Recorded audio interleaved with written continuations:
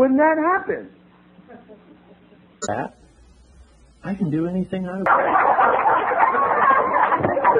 Respect them, and I believe that if I show for the rest of your life how to be in April to all of these people, to Eve, Teresa, and the gentleness of a smile. You can make a decision, not make a decision, you'll start raving mad, and eventually get back to it if you don't drink, or you can make a decision if you don't have one, use somebody else's. First year I had great belief, great faith. Only when I was about 5 or 6 years sober did I begin to question that. Stuck in the past.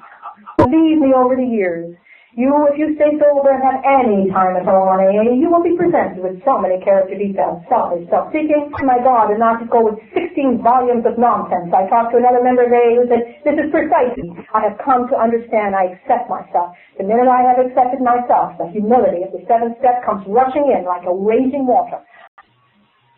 And I can pray, and I can meditate. And how do I pray? Why, I get up with my job. Because I made a commitment to habit of sobriety that I would do this. I should look at my own little crack that was in the way so that I wouldn't give a hospital talk. It could keep me comforted until I got up here. I accepted myself. That you are sitting here as an A carry this message to alcoholics. What message is that? I could be so grateful that I can't even imagine how full my life is. That I'm less afraid now. I'll be practicing them for the rest of my life. That is my message. My message is, if you find yourself a sponsor and someone to talk to, and another little buddy along the way discuss within a reasonable period of time of your sobriety so you can struggle through this together, start working on those steps. Start working on them right now. There's no way to do them wrong. You can't do them wrong. It's absolutely impossible. So it doesn't really matter. Don't look for some star in Alcoholics Anonymous to help you through. The chances are they're too self-obsessed. Look for a regular, hard-working guy. Look for a woman. Look for someone who's going to meetings. Look for the regular Joe sitting next to you. I can tell you right now that if you reach your hand to the person next to you, they can take you through the steps. It is not a big, huge intellectual experience. It is a willingness to admit that you're powerless. A hope that God will come in and give you more. A decision to work with that God. A willingness to take an inventory, work it out with somebody else. Accept who you are and stop living in the misery of your life and in the love and the care and the gentleness that Alcoholics Anonymous gives you. Give up this misery crap. Right after it says pain is the touchstone of all humility, later on it says you do not have to be in pain in order to have a full life. You do not have to have these miserable things. You can only stay as long as you want to. The steps will take you out of your pain. It will take you into compassion. It will take you out of your hurt and it will take you into gratitude. It will take you from not having God and lead you directly into the arms of God. It will take you from feeling alone and make you feel like you have one other person. And that one other person in Alcoholics Anonymous will become 2 other people, 3 other people, and you'll never be alone again.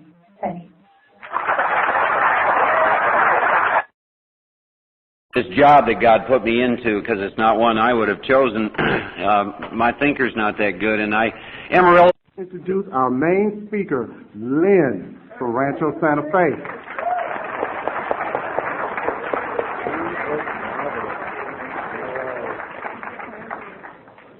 Good evening. My name is Lynn and I am an alcoholic.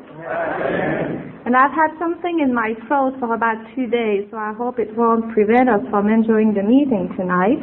I have some eucalyptus mint and some water, and I would like to thank Pat for inviting me and all of you for making me feel so welcome. Many of you have heard me more than once, and I thank you for patiently listening tonight while I will be addressing the newcomers. And Jim, I think you did a marvelous job. 5 minutes is so difficult. It takes 2 minutes to warm up, 1 minute to exit, and you're supposed to talk about what it was like, what happened, and how it is today. And you said it all. Thank you very much. I want to warn you that the last minute, Marcelo, thank you. The last meeting where I spoke, Saturday night, Charles, who is here tonight, was leading the meeting. And in his closing statement, he said, "Oh, I forgot to spank the speaker."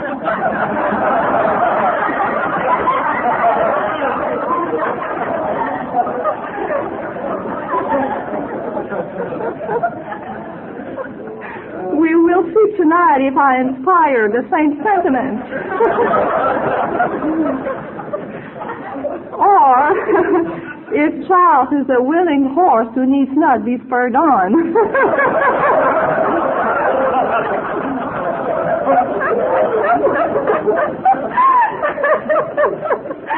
Oh, goodness. Those of you who are new, welcome to Alcoholics Anonymous. We are not a gloom lot, and we love to laugh. Although we are talking about a serious, deadly disease, we love to laugh, and we want to love one another, and we want the luckiest people in the world to be here tonight with us. And this is a pretty classy joint. I don't know where you've done your last couple of years of drinking, but I bet that this is a step up for most of you.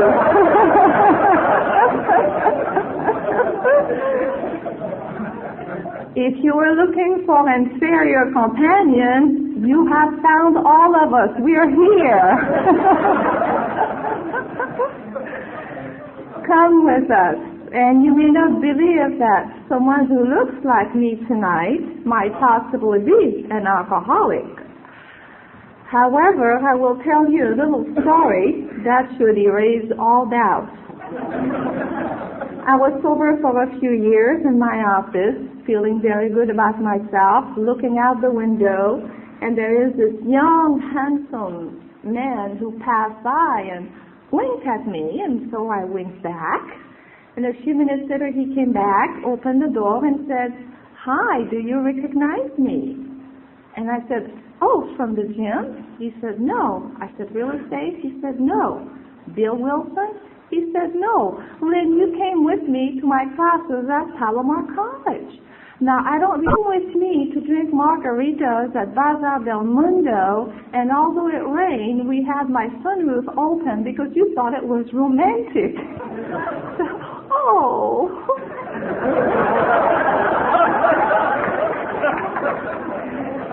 He added, "You make some mean omelets." Thank you.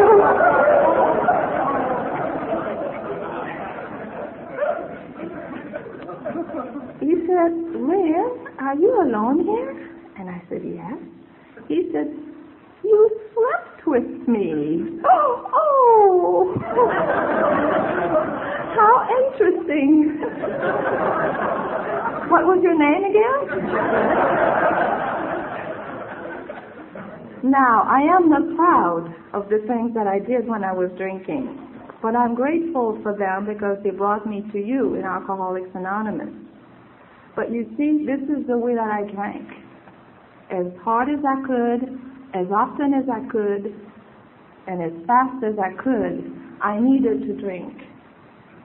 And this gentleman with whom I could not argue because I did not remember was telling me that I had had at least 3 dates with him during the day, and I had no recollection. Since I was 3, 4, 5 years old, I was riddled with fears. I was extremely self-conscious. I knew you would not like me. I knew you would not want me. I was afraid of my father. I was afraid of my mother. I was afraid of the dark. I was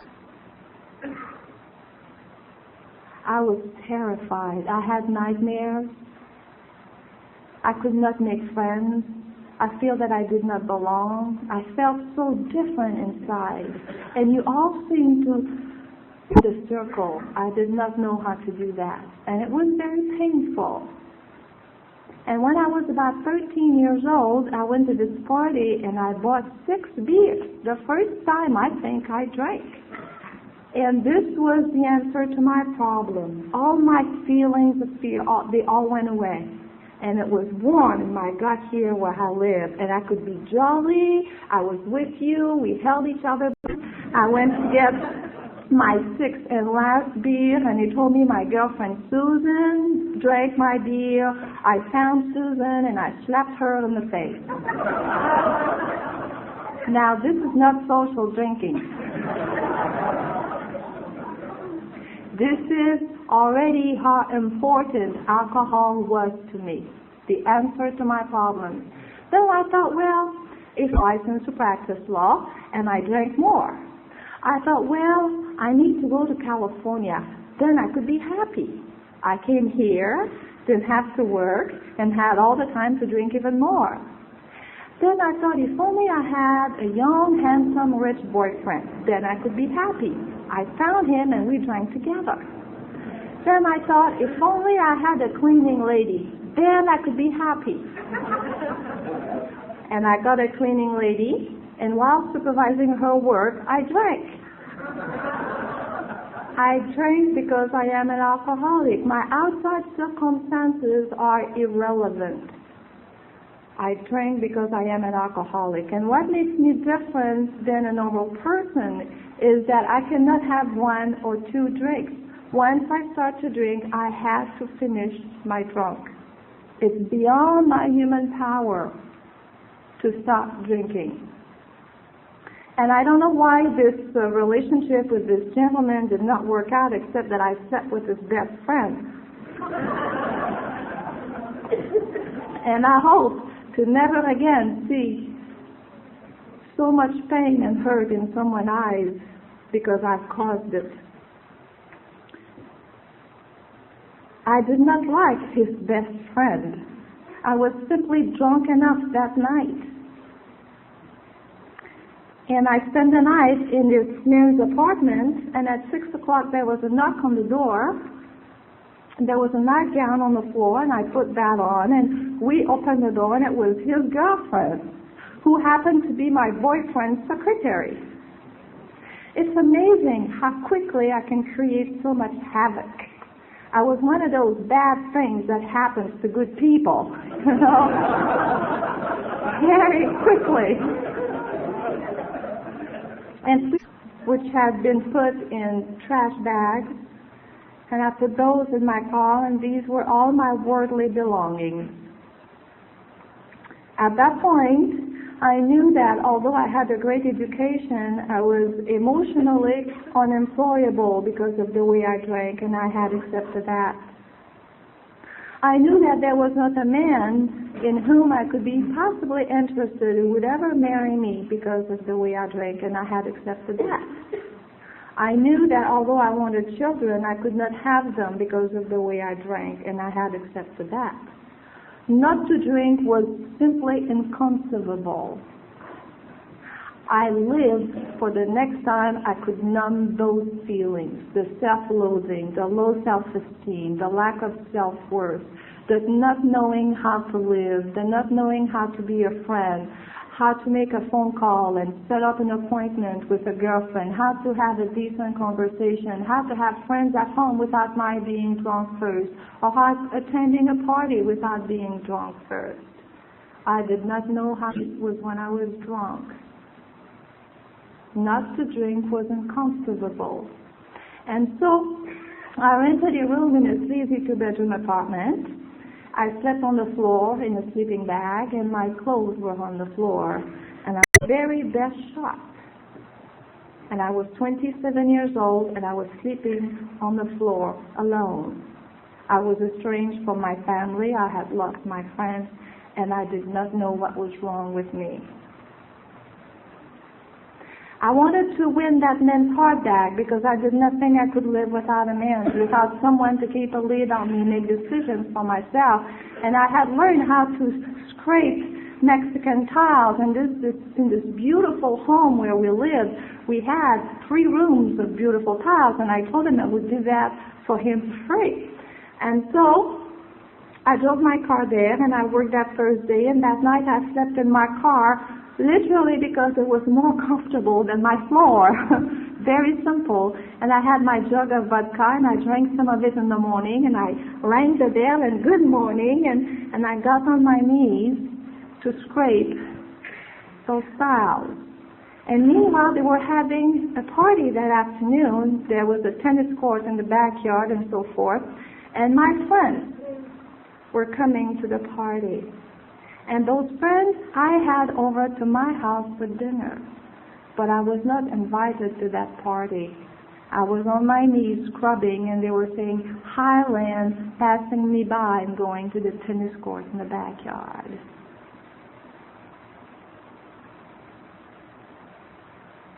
I can't tell you how I felt, but I think that you know. You know where alcohol takes us.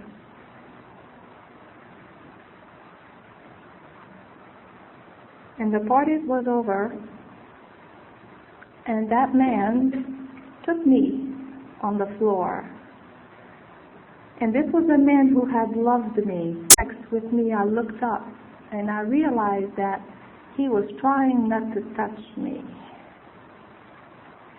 And this was a dagger through my heart, right through my soul. It was not so much an intellectual understanding of who I was, but a feeling that I was worse than worthless. That afternoon I left that house because he told me to. I stopped by a liquor store and I bought 2 small bottles, which I guzzled, and I drove home to drink some more. All throughout the weekend, but I could not get drunk somehow. And on Monday morning, I reached for the bottle of vodka, and it couldn't stay down, so I had a beer to settle my nerves a little bit. And by 10 o'clock, I called Alcoholics Anonymous. And the man said, "Oh, you would like to stop drinking?" I said, "Oh, no.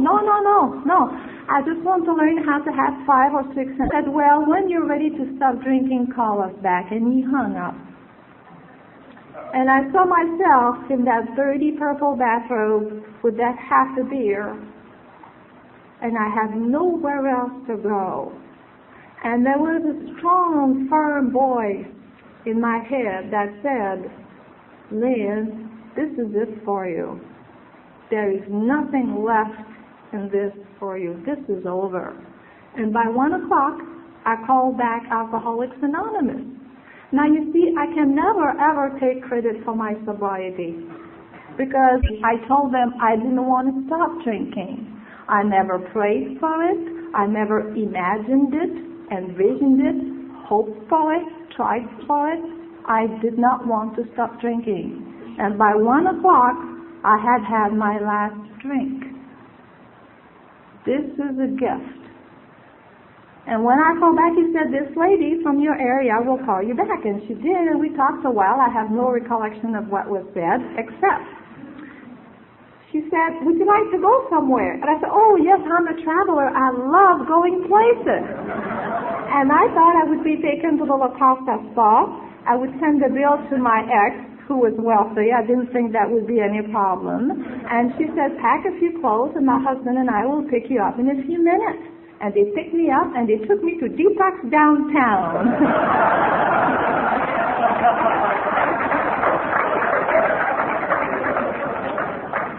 I was disappointed.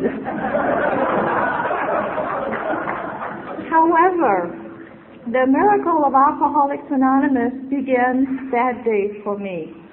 The counselor gave me the 20 questions. I thought, gee, I'll take a test much more difficult than this. There shouldn't be any problem at all. And in fact, I did get 17 right the first time. And he said, "You are an alcoholic." I said, "I know." He said, "No kidding, you really are an alcoholic." I said, "I know." He said, "What is so funny about this?" And I said, "Well, finally, someone tells me what is wrong with me. I have branded myself a lot worse things than being an alcoholic. And you are telling me that there are other people like me who have done those shameful things, who have drank the way that I did, and that they have found a way to be happy and sober? Now, to be sober is one thing, but to be happy and sober was inconceivable to me." And he said, as long as I was willing to follow the simple suggestions laid out in the big book of Alcoholics Anonymous, that I could be happy and sober too. Well, this was the greatest news I had heard in a long, long time. A long time. And so I stayed in detox for 10 days.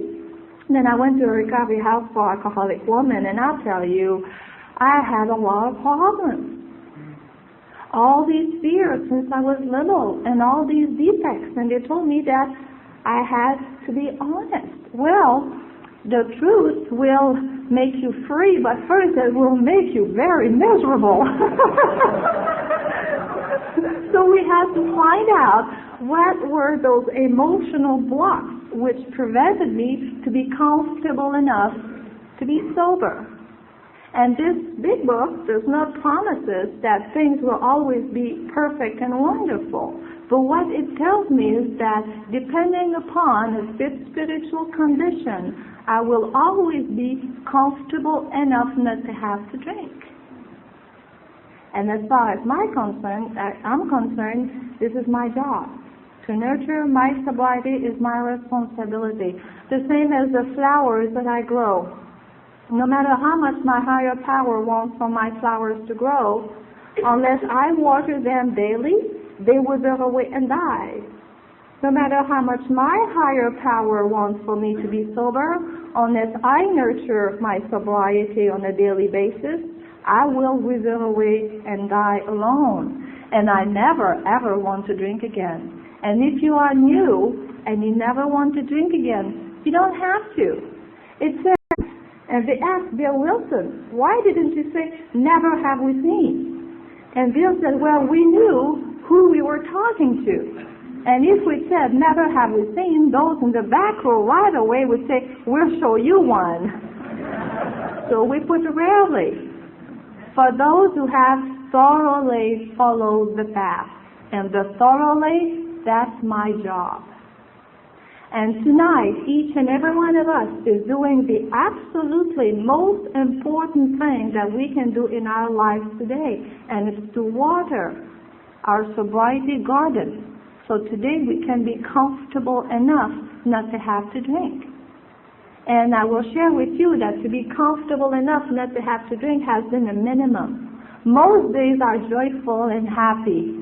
And it's been a tremendous adventure, and if you are new, please embark upon it with us. We have this divine creator who's made this wonderful alcoholic roller coaster just for us. And it's solid, and it's well ordered, and it's well designed, and it is safe, and it is secure. Get on it with us. It's just horrendous. We can live where we can be happy, we can live without fear, and it can be warm in our gut here where we live, warm and comfortable with our fellow men. And these emotional blocks which need to be removed relatively quickly. And it's not easy. I've just been going through this period in the last few months where I've had to let go of some of my defects, and it's like passing furballs. Have you ever seen a cat passing a furball? It goes like this. And I was dating this gorgeous man, and I have a weakness for bad boys. A weakness for bad boys, and I complain that they're not loving and compassionate. Deeply. Briefly. And often. The bad boys. And so this particular evening, observed me having one of my tantrums. And he said, "You're out of control." Now, no one has ever confronted me with my tantrums. And they are my friends since I was a little girl. If I don't get my way, I throw a tantrum, and you either give it to me, or you get defensive, or you attack back, then I'll have some ammunition to play with. But if someone says nothing, the pie is thrown right back into my face. And so, thank goodness, I was going to Georgia Step Workshop, for which I am so grateful. And it's one of the sad things, if you live in San Diego, that you don't get to come up to Encinitas in North County to attend to her step workshop, and she's here with us tonight. She's our little angel, we call her. And if any one of you really wants to get to those steps, it usually starts in January, and it's on every Monday of the week, for 2 hours and 15 minutes, and you get through all those steps. And it is an absolute blessing. And although I've been sober for 17 years, watering my garden daily for 17 years, I have learned so much. And the timing was perfect. And so I had to give up those defects and make amends for my defects. And once we passed that, in one of the books that I have read, it said that God will exalt the humble and humble the exalted. And so I was being humbled for a while, and I couldn't wait for the pendulum to swing back, and now I'm feeling elated, and life goes on, and it's wonderful. So it's to not be so afraid about getting rid of those emotional blocks that we live in slavery to them and have to be unhappy. And what happens with me, and I believe it's the same for all of us, is when one of my defects rear its ugly head, they all come out like worms after the rain. See, for me to be angry means I have to be judgmental, critical, self-righteous, self-centered, wanting it my way. Here I am creating havoc again with a 2-minute tantrum.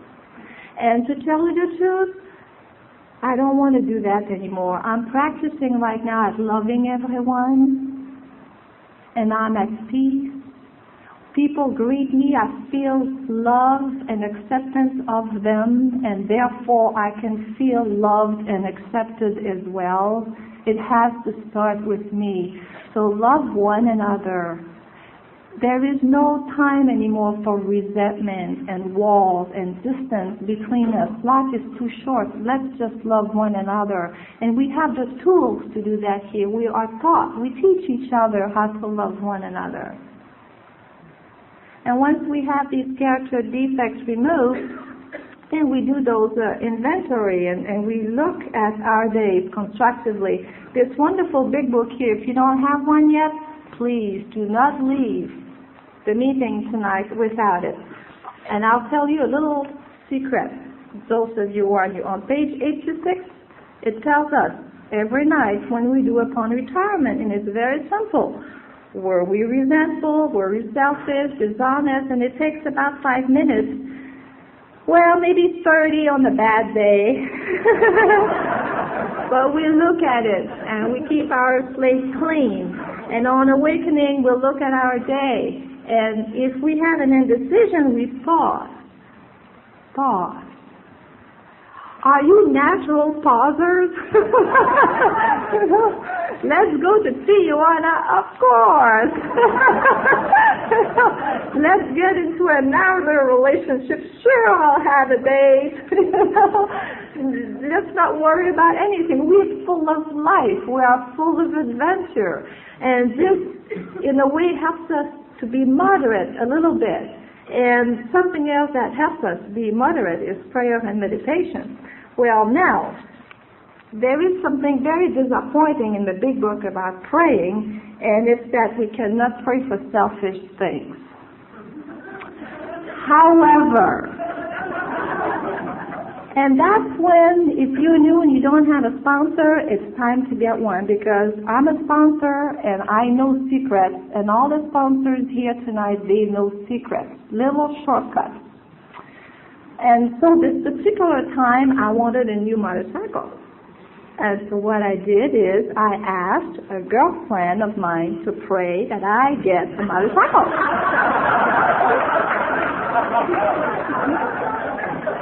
And I got it. Prayer is very powerful. Last year I was at this job managing a real estate office with 14 employees, and I was not suited for it, and I was getting paranoid with the people being mad at me and unhappy, and I did not feel loved and wanted and accepted, that's for sure. And on Thursday I was at one of my meetings, and I shared that with this lady, and she said, "Oh, in your prayers tonight, ask God to show you how to make these people comfortable with you." So, that's a neat idea. I did that, and the next day I was terminated.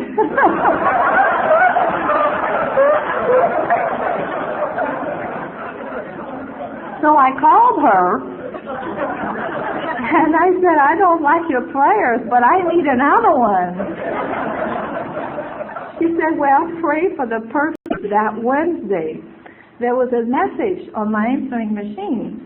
Lynn, this is Eileen with legal staff, and you have not been registered with us for a long time, and I know you have a good job, but I have this opportunity, and I thought I'd let you know. Now, Wednesday, that meant nothing, but Friday, I had a different attitude about it.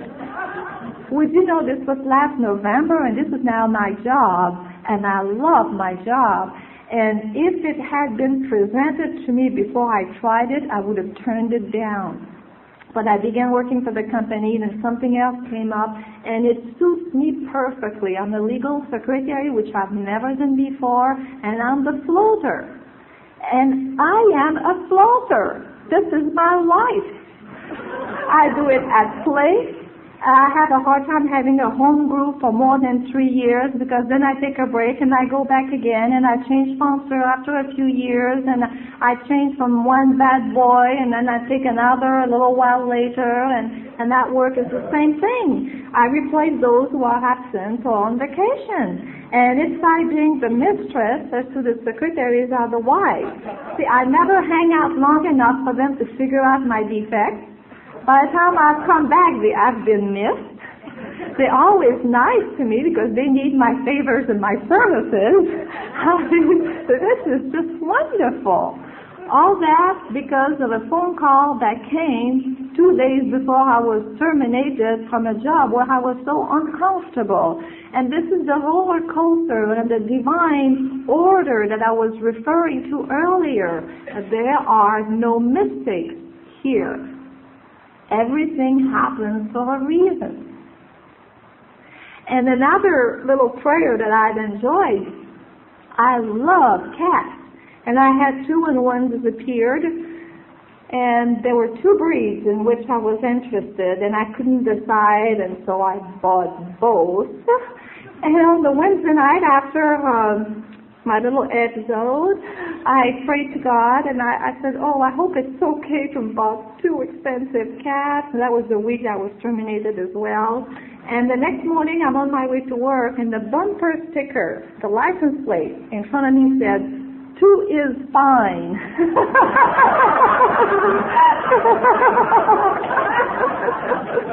Now, Georgia would say, no, Lynn. And prayer is a lot of fun. Meditation is another ball game altogether. It's still difficult. See, we are busy up here. This is a busy place.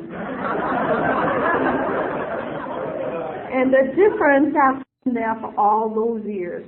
And it's just waiting for me to slow down, to stop calling my sponsor, to not have commitments anymore, to slow down on my meetings, not to say my prayers anymore. It's just waiting to catch up with me.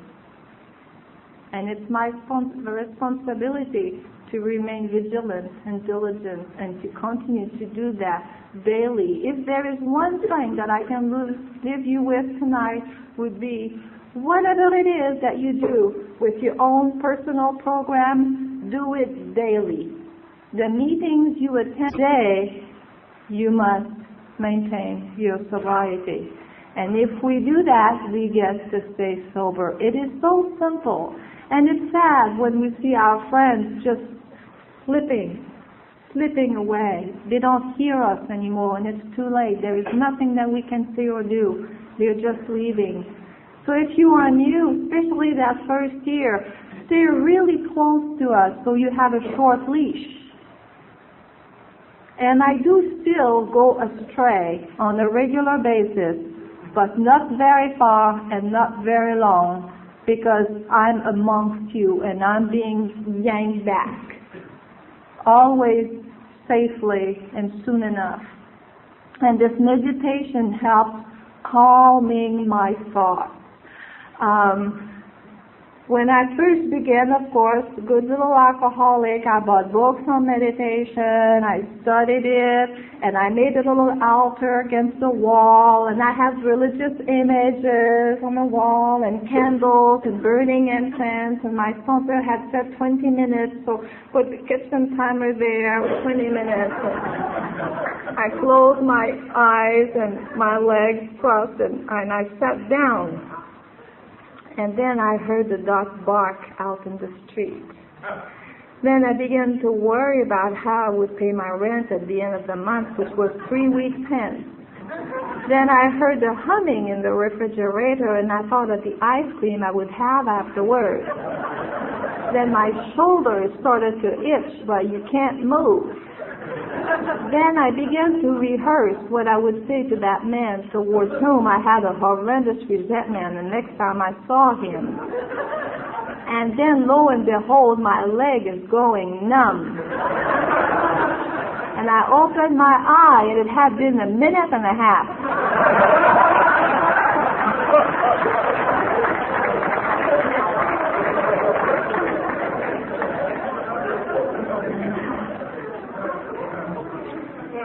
It's getting better. But often it's still uncomfortable, and we talk about we are undisciplined. And those few simple suggestions in the big books help us becoming more disciplined. And so no matter what, I do it in the morning, I do it at night, I go to lots of meetings, I sponsor, I always have a commitment. There are things that I always do. In the morning when I wake up, when your head is on the pillow and you roll it like this, and to recite the first step prayer, and the seventh step prayer, and the serenity prayer, to push that monkey behind me, because it wakes up with me. I don't even think it sleeps. I think it's at the end of the bed, waiting for me to open my eyes. So I have to be before it. I have to be ready and tackle that day. When we talked about loving one another and loving everyone, at work, we occupy several floors, and on one of them there are 3 secretaries who are not liked by the other secretaries because they criticize, they report, they backstab, they are rude, disrespectful, very, very difficult. In fact, I would go in their area and I can feel the temperature drop. And I'm a warm water fish. I'm sensitive. And I had decided to try something, and I believe now that this was divinely inspired. At night, I began praying for all 3 of them. Actually, it was from Georgia's Step Workshop, because she told us to pick people to pray for at night, and I chose those 3. And I asked for God to provide them with happiness, peace, and joy. And would you know, 10 days into this, I was given an assignment amongst the Pyrenees for 2 weeks. And I finished Friday. And the 3rd or 4th day into this experiment, another secretary came to me and said, "So, how is your experience on the 5th floor?" I said, "It is so joyful and peaceful. I'm having a wonderful time." She looked surprised and she said, "Why, you're going to change our reputation." And I finished my 2 weeks feeling love and harmony with these 3 ladies, and the temperature was as warm as I wanted to make it. It was not about them, although I had a lot of evidence to the contrary. The power of prayer. I no longer want to fall. It's not that I never do it again, but I don't want to, and I don't seem to indulge in it nearly as often.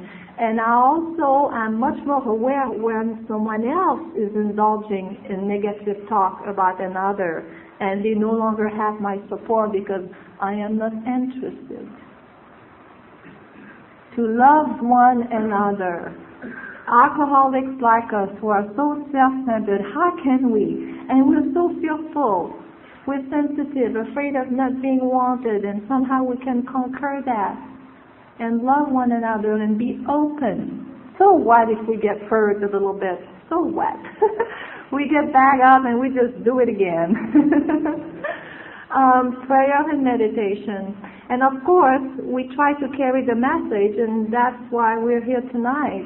And although going to meetings is a vital part of my program, because I look at this as though I had a kidney disease, and I have to go to the hospital 3 or 4 times a week to have my kidneys dialyzed for an hour or so, otherwise I will poison myself and die.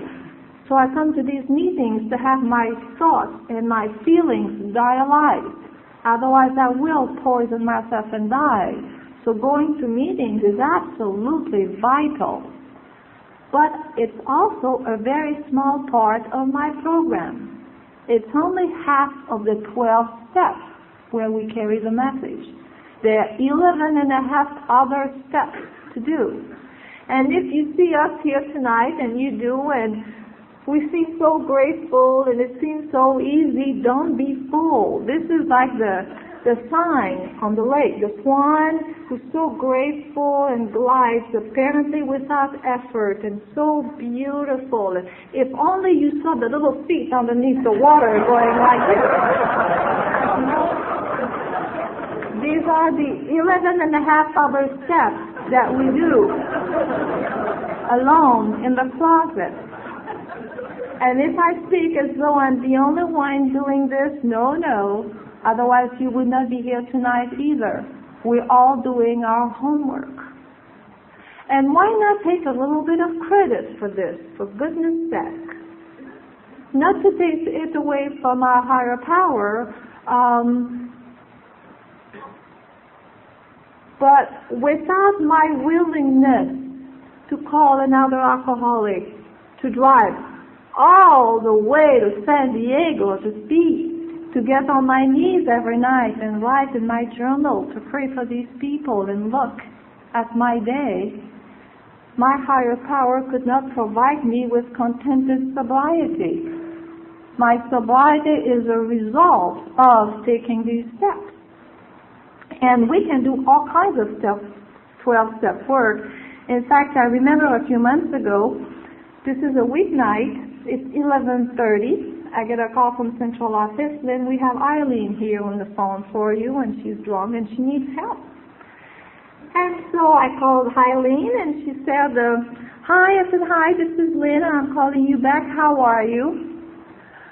Well, not too good, I lost my job last week and I've been at a funeral all weekend, and you could hear the ice twinkling in the cigarette, and she was not in too good of a shape, and I said, well, I can understand sometimes things in life are pretty tragic and it's difficult, and then I wanted to establish a relationship with her, and I said, so are you single or married? She said, oh, I'm single. And I said, oh, I'm single. So she said, really? What a coincidence.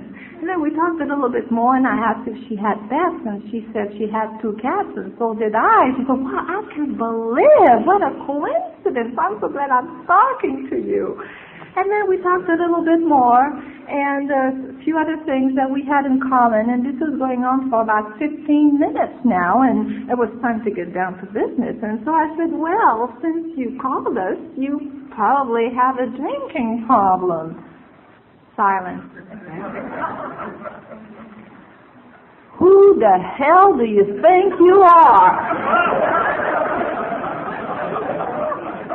I can't believe they're letting you represent that company. Put me on hold and give me back to the man I was talking to earlier. I'm going to report you.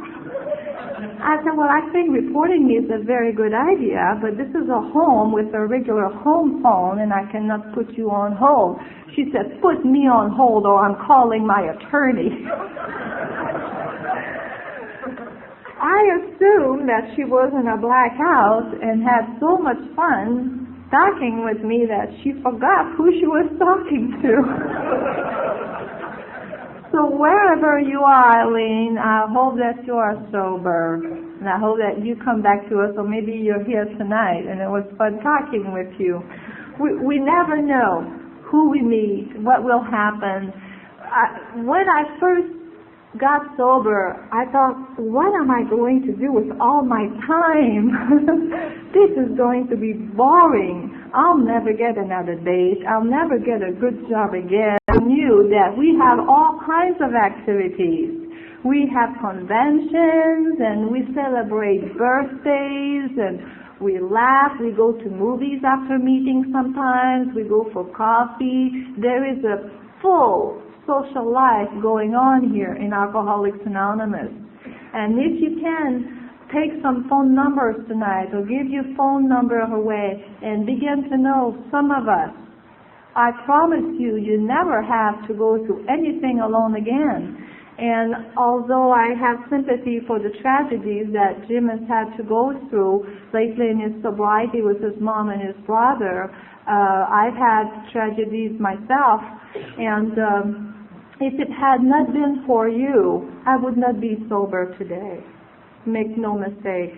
Because there have been some times when I hit a wall, and I remember my 5th year of sobriety, when I felt so worthless and useless and so full of fear that I did not want to go to another meeting. I did not want to do the AA thing anymore. After all my efforts every day, all those years, and I failed this way, and I didn't want to do it again.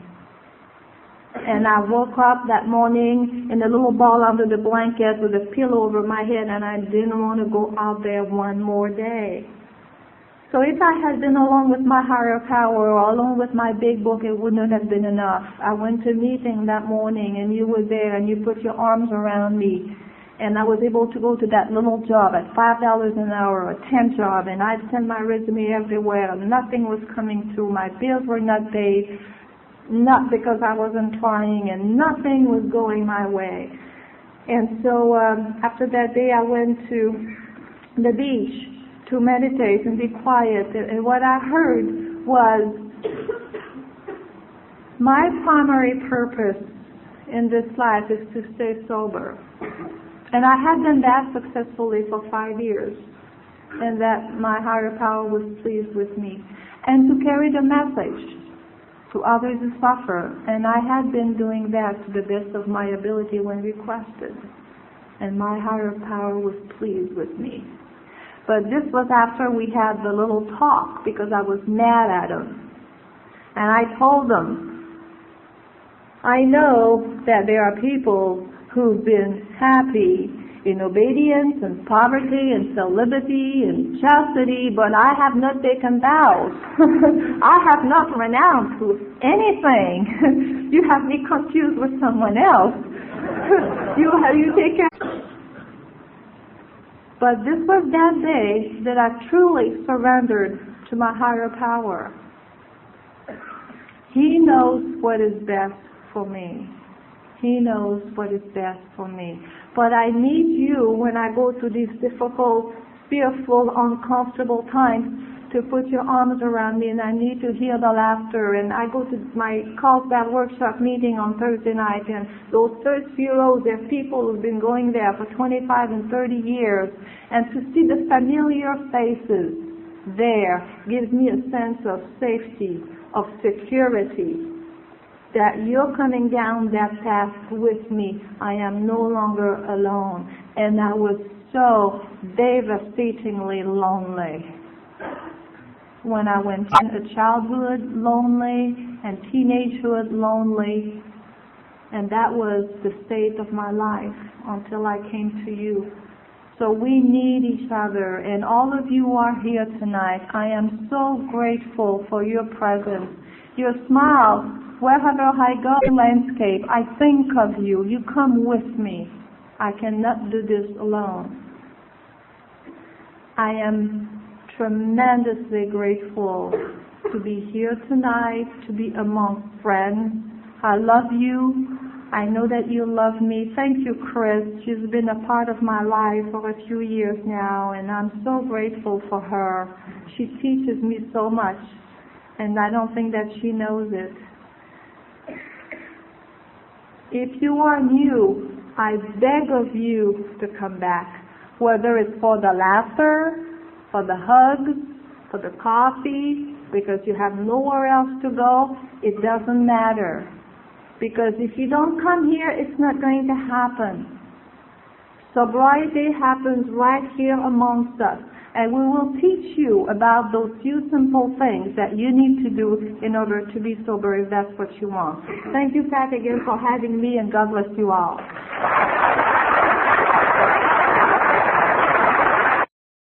Introduce our speaker for tonight, and I'm sure we're in for a good, solid AA message and a good story. And I'll give you Lynn S. from Cleveland, Ohio.